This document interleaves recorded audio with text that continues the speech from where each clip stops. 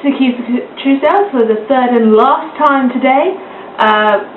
To finish up my trio of deck profiles, I'm going to be doing the scumbag of the Yu-Gi-Oh world, Evilswarm. It's a deck I personally love to play, and I look forward to sharing it all with you.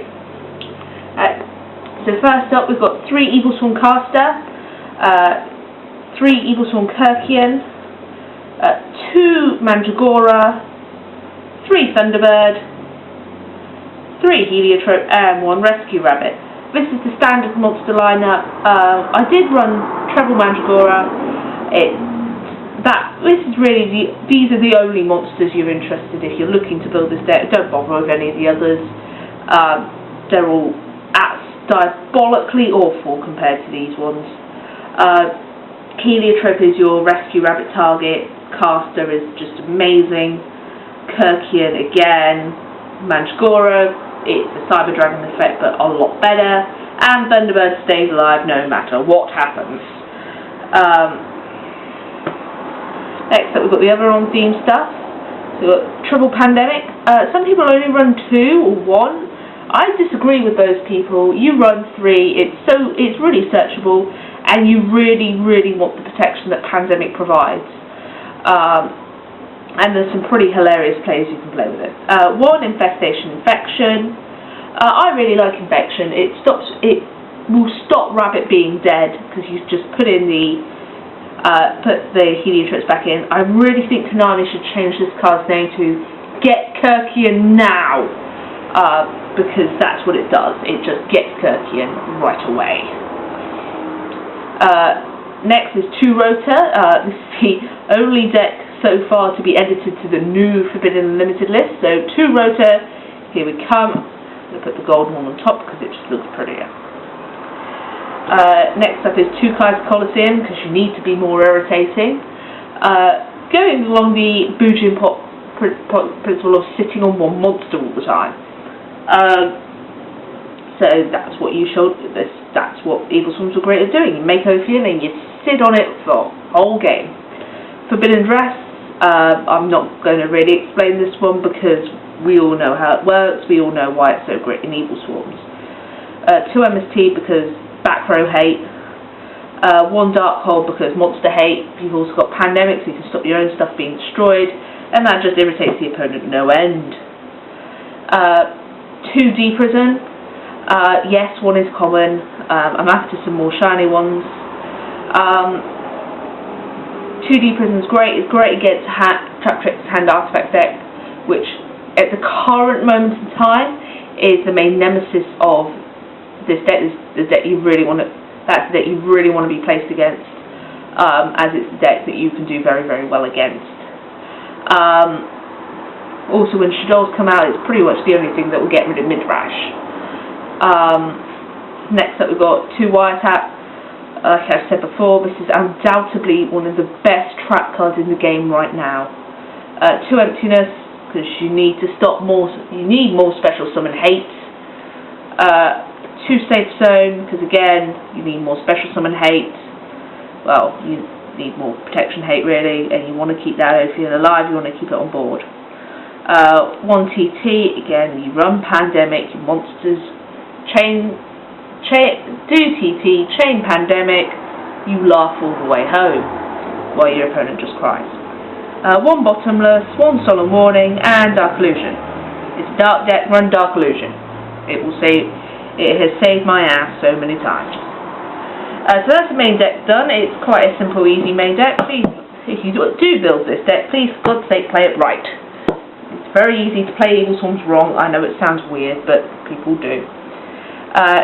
First up in the X-ray is 3 Evilswarm Ophion. Some people run 2. Those people are wrong. Very wrong. You do get through 3. You need 3. It's an amazing beat stick. Amazing effect. It's the boss monster. And you can also banish it for Kirk's effect, which is great. Excited Knight. My Excited Knight, which my partner just borrowed from me for the Dolce. There's no reason to not run Evilswarm Nuke Roach in this deck. Silent Honor Arc, Again, there's just no reason whatsoever to not run the fantastic rank 4s in a rank 4 spam deck. Evilswarm Bahamut, it's Big Eye. In some ways it's a little bit better, in some ways it's a little bit worse. It allows you to minus. It makes you minus, but that's great in Evilswarms. The deck naturally minuses, which makes Exciting Night plays just so consistent. Key Beetle, Evilswarms have been running Key Beetle since they came out. There's no point to stop running it now. Gaga Cowboy, again, I've explained this earlier, Cowboy is a good card. Abyss Dweller is a good card. I know Mermals are apparently gone. I do not believe those people. They will be back, they're just lying in the deep somewhere. And there are other things that you're going to want to stop. Such as Shadol, their graveyard effects are not things you want going off. Black Corn is just great for getting around things like Zenmaines and other things that can't be destroyed by card effects because it's sent to graveyard by card effects. This guy was actually suggested to me by a good friend of mine, Ed Keegan. If you're watching this, Ed, hi.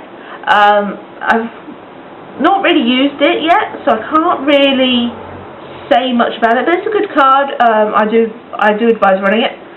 Emergency Zenmaines and Leviair. I'm possibly thinking about taking Leviair out for a Leviathan Dragon instead. People will side in Encore or Stargian, whatever it's called, I can't remember the name right now. I'll probably comment below this video when I do remember the name, but having some rank 3s in there is a good idea just as a bit of an emergency backup. Largia, you activate DNA surgery called Dinosaur. Well, hey, we're back in Dino Rabbit format. And Crazy Box is just fantastic against if Skill Drain is out, because you just get a nice big beat stick. And it's also something to put in the way if you've got nothing else. Side deck, now, 2 Effect Veiler, 2 Trapstun, 2 DNA, 1 Transmigration Prophecy, 1 Ceasefire, 2 Imperial Iron Wall, 1 Eradicator, 2 Curse Darkness, 2 Soul Charge. Fairly generic side deck really, not a lot to say about it.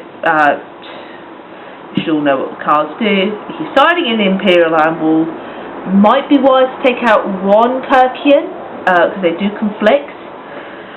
But it just stops so much more and you just gain from having it. As you may be able to tell, although I run Prophecy, I don't really like playing against them that much. It's a good side deck, it served me well in tournaments. But again, with side decks, it's always down to, personal preference. So that's Evilswarms. Quite quick and easy, really. We've been playing the deck since it came out. I personally really enjoy it. Say what you want, but it's a good deck. It's about to come back to power with the Shadows and the new Pendulum Quillifoff things. Hope you enjoyed my triage of videos. Please comment, rate and subscribe, and see you all later. Keys Truesdale is out.